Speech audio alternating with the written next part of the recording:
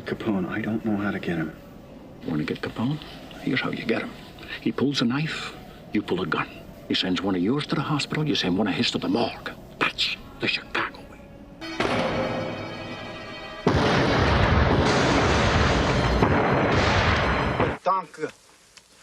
Tatanka. Buffalo.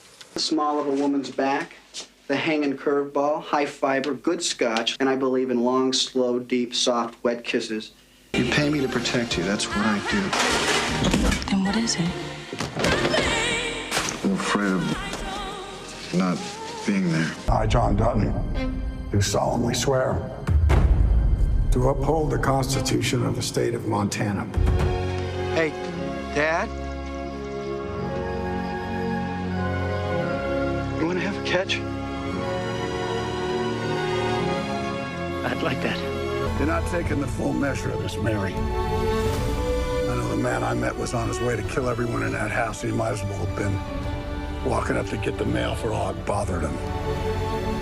Kevin Costner in studio with us this morning. His newest is the epic Horizon, an American Saga Part 1 that opens on June 28th. He starred in it, he directed it, he co-wrote it, he produced it, he financed it himself.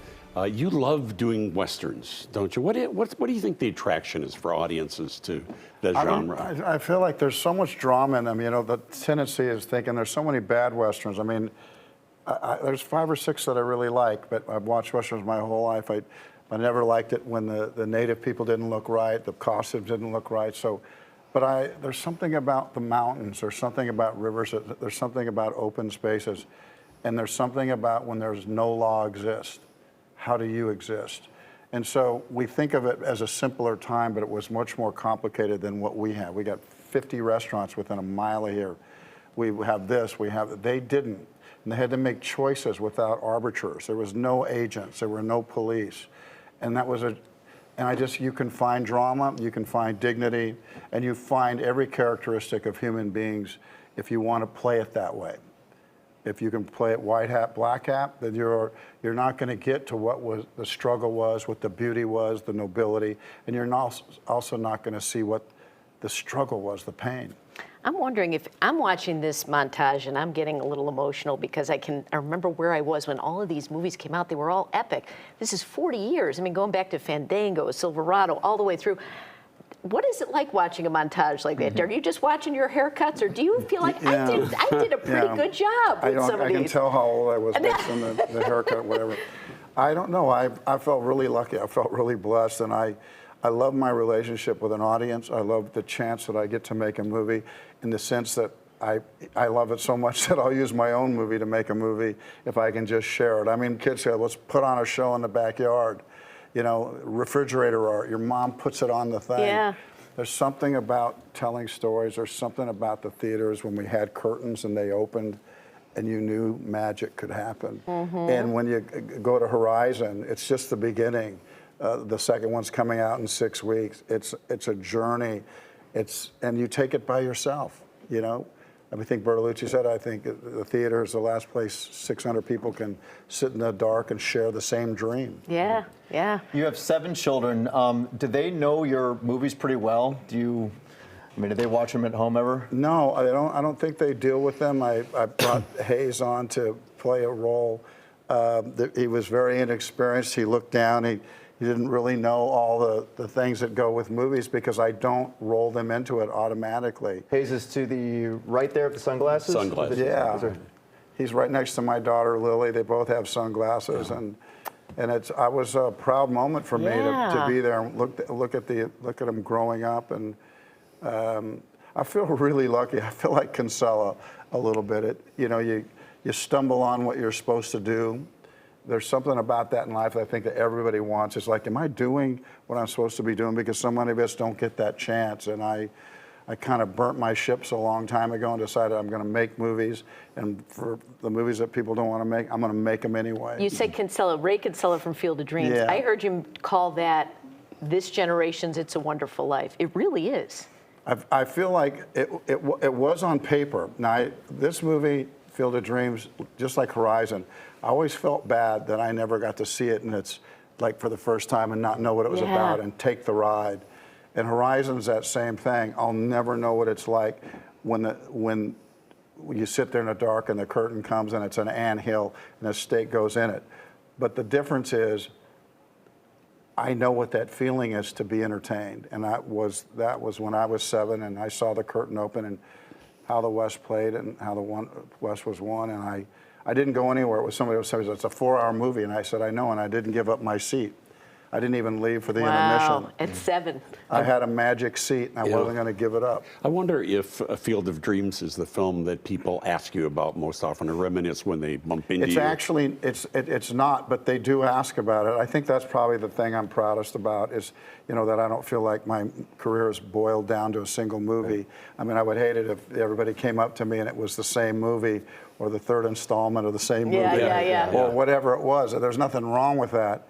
But I think when people stop me, it's surprising. Any one of about 15 movies might come out of their mouth, and I never know what it's going to be. That's great. For us, Untouchables, because you shot it here. Yeah. And I remember talking to you years ago about working with Sean Connery and being in Chicago and a Union It station. marked me being in Chicago. I think it's my favorite big city in America. And to be with Sean, and it was, for me, like people, want to always say, who's your favorite actor? Who's your thing? And it's like, wow, there's a list, right? You eliminate friends, you eliminate colleagues or whatever, but it's like, if I had to boil it, sometimes I'd say, well, I feel like maybe Gene Hackman was the best actor. Yeah. And the list is long. Who's the biggest star? It was Sean Connery. Really? And I love in the world. I love that, I don't want to call it a resurgence exactly, because that implies that something went down, but Yellowstone, it was like one of the most watched television phenomena that there was. Yeah, I remember. That had to be amazing. I remember reading it, thinking, I'm gonna. It wasn't on anybody's radar, and I just loved the writing, and I thought I might just do one season, then it was 3, then it was 5, and I really, really love that project. And if there's ever a chance to come back and do it, I know I'll do it if I see the same writing that I saw those first 5 seasons. Does that mean the second half you're not a part of, the one that we're waiting on? Is that for sure? I don't want to blow how they're doing it, so I don't want to say anything about that kind of thing. But there's a chance you come back to it? There's always that chance. Yeah. Are you kidding me? Yeah. I think there's that chance, but at this point in my life, everything has to line up in a way that feels good, because I still have kids that I'm hauling down the freeway and trying to see their games. And so when you go away to do something like that, you miss stuff.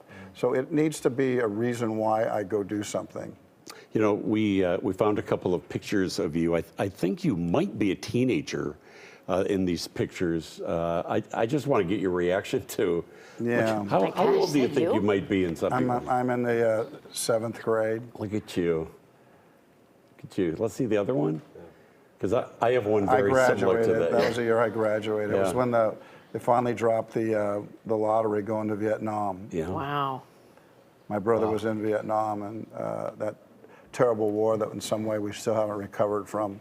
But we watch it every night on television, and I was pretty primed and set to go. Yeah. Were you a graduate then, thinking I want to be an actor someday? I want to be a filmmaker someday? I was lost. I didn't have that same vision that a lot of people. I was always jealous of the people in college that knew exactly what they wanted to be, and found myself in night school looking to my left and right, and everybody was had their pencil down, their head down. I'm thinking, God, I'm going to be on the wrong side of this bell graph. Yeah. And I read a short little notice in the school newspaper, which was all of 3 pages, and it said an audition for Rumpelstiltskin. I'm thinking, Rumpelstiltskin, that's a fairy tale, right? Right. Rumpelstiltskin. I was terribly excited. Well, and I said, well, is there a part for me? And I thought, well, these things have princes. I'll be a prince. I'll go down for the prince part. Yeah. Didn't even know what.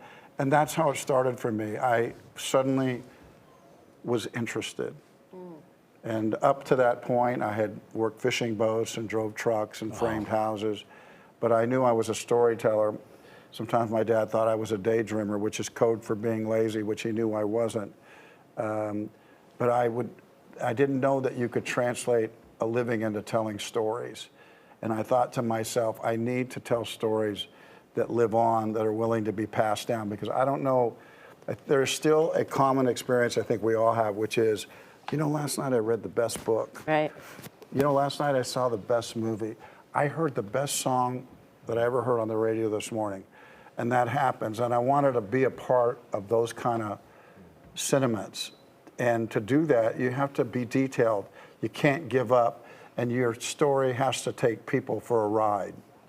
And that's Horizon. And it all started with Rumpelstiltskin. Yeah. There's got to be a prince in That's there. right. That's right. Were you the troll under the bridge? No, Okay, listen, I didn't get the part. I was blowing out of the water. You didn't even get the troll. Bring up my saddest moment. Yeah, thank you. No, do it. Thanks for bringing the interview down, Robin. Yeah. Horizon, an American That's why I've been Saga. here for 28 years, still stuck. Chapter 1 of 4 will open in theaters June the 28th, and then we'll continue with Chapter 2 August 16th. He's working on 3 and beyond. Now, our thanks to Kevin Costner for coming in this morning. Pleasure to see you, Kevin. Thank you Thanks so so much, much. Kevin. We appreciate it. Hey, Anna.